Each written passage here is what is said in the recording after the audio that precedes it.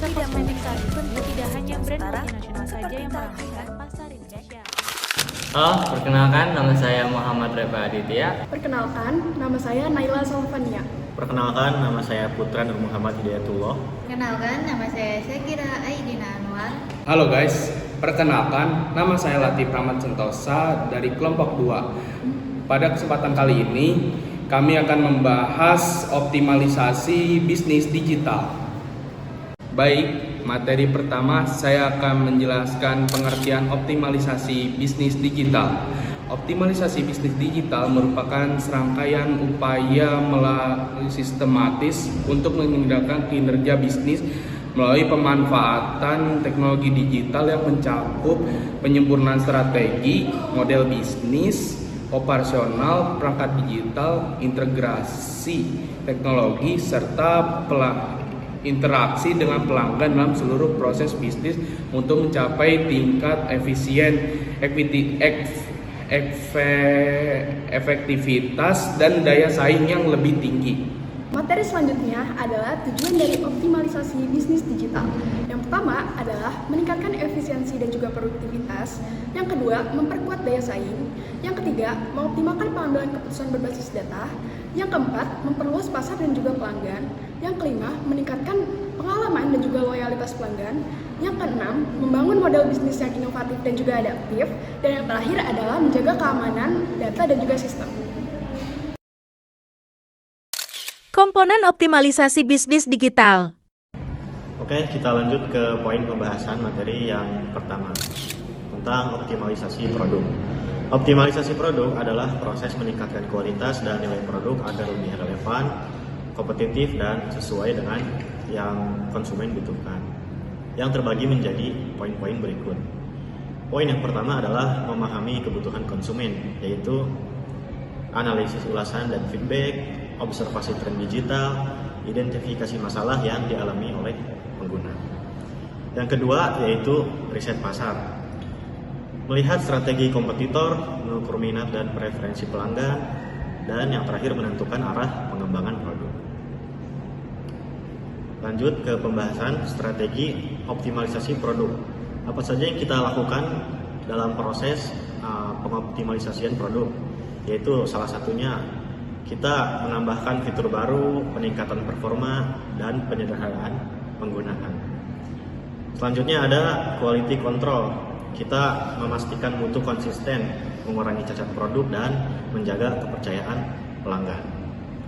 Selanjutnya ada branding dan kemasan, yaitu salah satunya visualnya yang menarik dan itu akan memberi nilai tambah pada produk yang kita buat. Selanjutnya penyesuaian harga, yaitu agar sesuai kualitas dan nilai yang diberikan. Selanjutnya ada evaluasi dan perbaikan berkelanjutan, yaitu kita memonitoring performa produk setelah dipasarkan dan mengumpulkan masukan pengguna secara rutin, perbaikan berdasarkan data dan tren, pembaruan fitur mengikuti perubahan kebutuhan, yaitu tujuannya untuk mempertahankan relevansi produk di pasar digital yang cepat berubah. Oke, yang kedua adalah operasional dan teknologi. Optimalisasi operasional dan teknologi adalah upaya meningkatkan efisiensi proses kerja dan memaksimalkan penggunaan teknologi agar organisasi bekerja lebih cepat, lebih hemat biaya, lebih akurat, dan lebih produktif.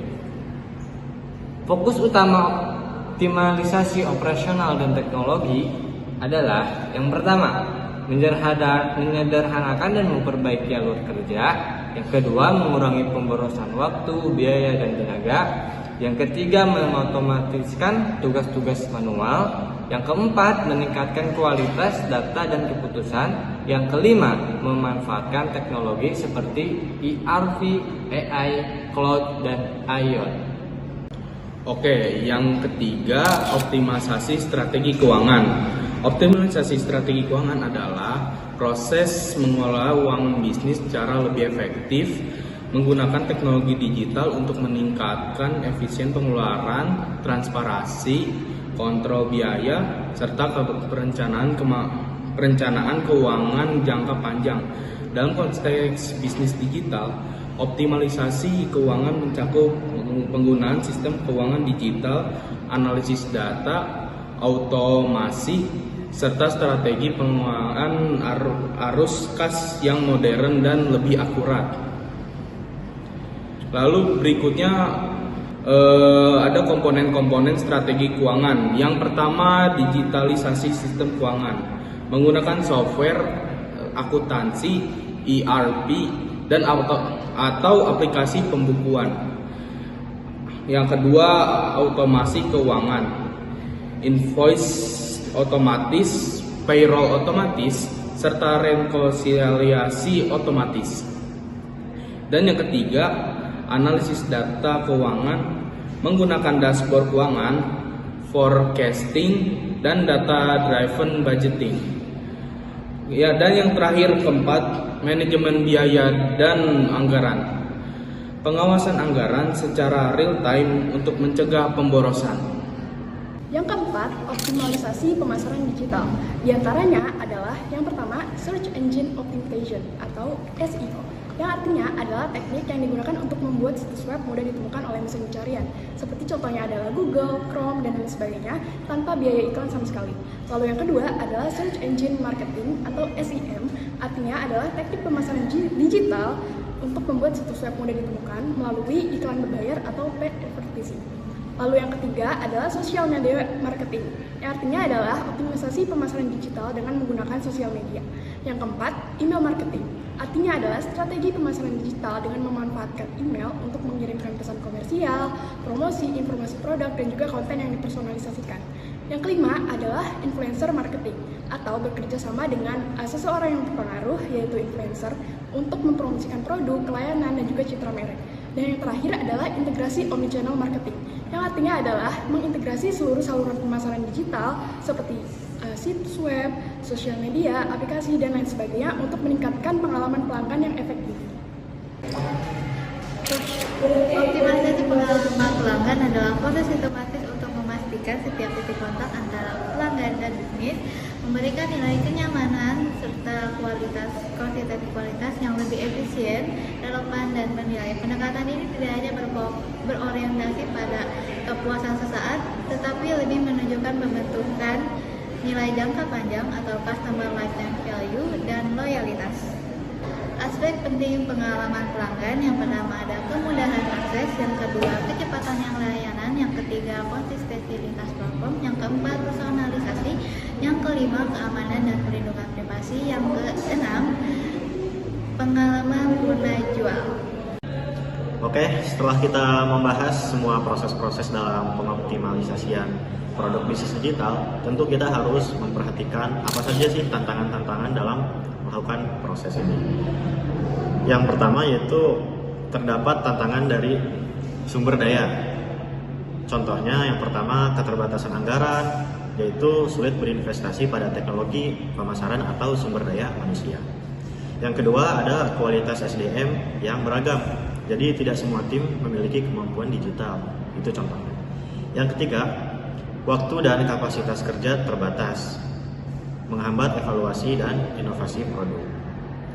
Nah, tantangan yang selanjutnya itu ada tantangan pasar dan perilaku konsumen. Contohnya persaingan yang ketat, yaitu banyak pemain baru dan konsumen mudah membandingkan produk secara digital. Selanjutnya ada perubahan perilaku konsumen. Maksudnya di sini konsumen itu minatnya mudah berubah atau mudah bergeser gitu seiring waktu. Perubahan tren yang cepat dan konsumen menuntut kecepatan, kualitas, dan kemudahan pada produk yang kita sediakan. Selanjutnya kesimpulan, optimalisasi bisnis digital adalah upaya meningkatkan kinerja bisnis dengan memanfaatkan teknologi untuk memperbaiki strategi operasional dan interaksi dengan pelanggan agar lebih efisien dan kompetitif. Tujuannya mencakup peningkatan produktivitas, daya saing, dan peluasan pasar. Namun, proses ini menghadapi tantangan umum seperti keterbatasan anggaran, kesulitan adaptasi teknologi, dan perubahan perilaku konsumen.